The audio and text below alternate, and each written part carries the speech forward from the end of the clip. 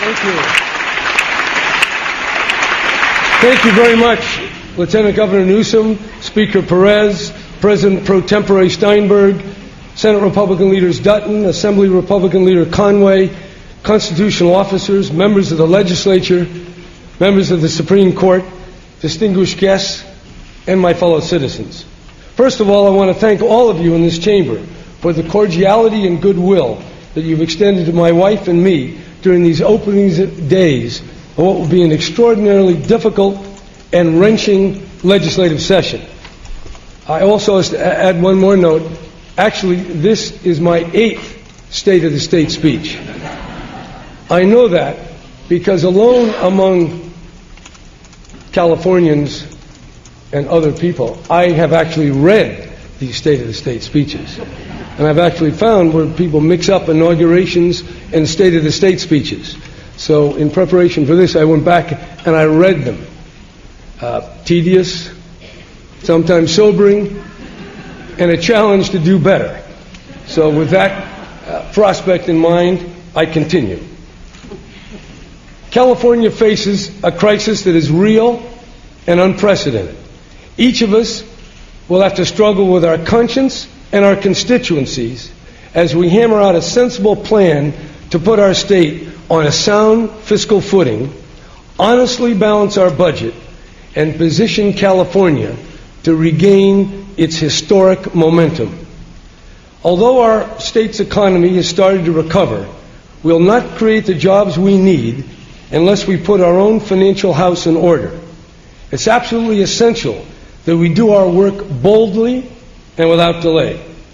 My intention is to make California again a leader in job creation, renewable energy, and state-of-the-art efficiency, innovation of all kinds, and a solid primary and secondary education system.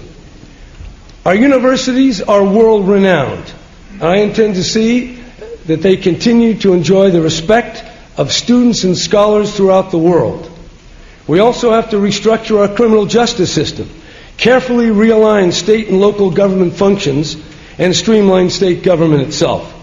All this can happen if we find the courage and summon the will to tackle our budget deficit head-on and deal with it honestly and without any purpose of evasion. This is not the time for politics as usual. The stakes are too high. Our overall financial system, which came close to absolute breakdown, has not fully stabilized. Where we go from here, either more austerity or more stimulus, is hotly contested. Even the cause of the mortgage meltdown remains in dispute. Now, the voters are clearly telling us that our state and our nation are going in the wrong direction. Yet our two main political parties, both in Washington and California, are as far apart as I've ever seen them. Still, I know that politics is at the heart of democracy. It's the essence of our structure of freedom and the way in which we as a people make our collective decisions. We owe it to ourselves and to our forebears and to our children to rise to this occasion, do what is right, and regain the public trust. Kicking the can down the road by not owning an honest budget is simply out of the question.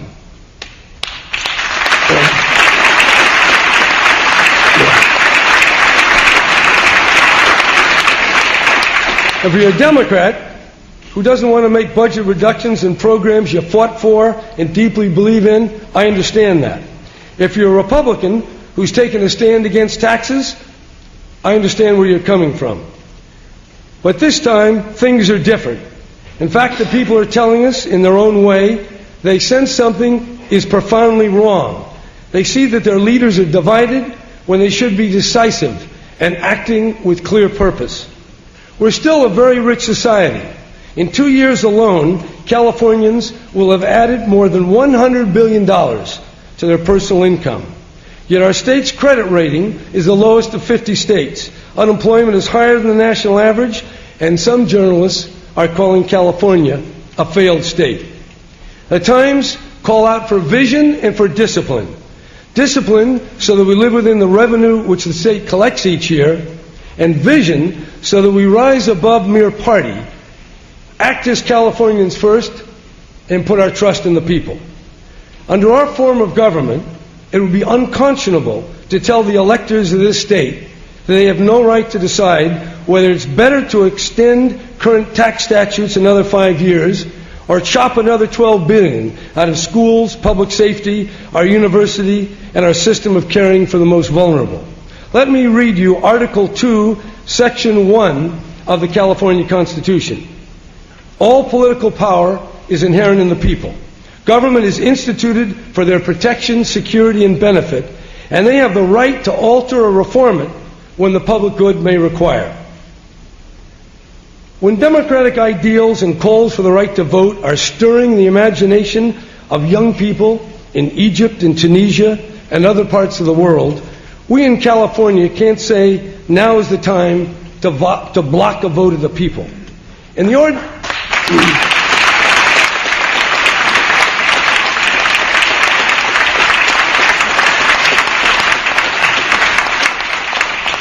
ordinary course of things, matters of state concern are properly handled in Sacramento.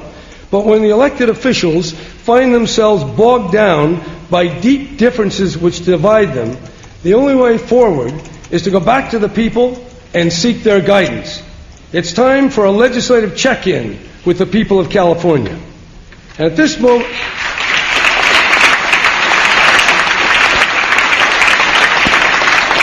and I want to see a few Republicans clapping on that, if you could. We'll build up as we get along here. Or if you want to block the people's right to vote, stand up and say, block that punt. At this moment of extreme difficulty, it behooves us to turn to the people and get a clear mandate on how we should proceed, either to extend the taxes, as I firmly believe, or to cut deeply into the programs from which, under federal law, we can still extract the sums required. Unfortunately, these would probably include elementary, middle, and high schools, the University of California, the California State University system, prisons and local public safety funding, and vital health programs. My plan to rebuild California requires a vote of the people, and frankly, I believe it would be irresponsible for us to exclude the people from this process. They have a right to vote on this plan. The state belongs to all of us, not just those in this chamber. Given the unique nature of the crisis and the serious impact our decisions will have on millions of Californians, whether it's more cuts, extend taxes, the voters deserve to be heard. Do I like the choices we face? No, I don't like them.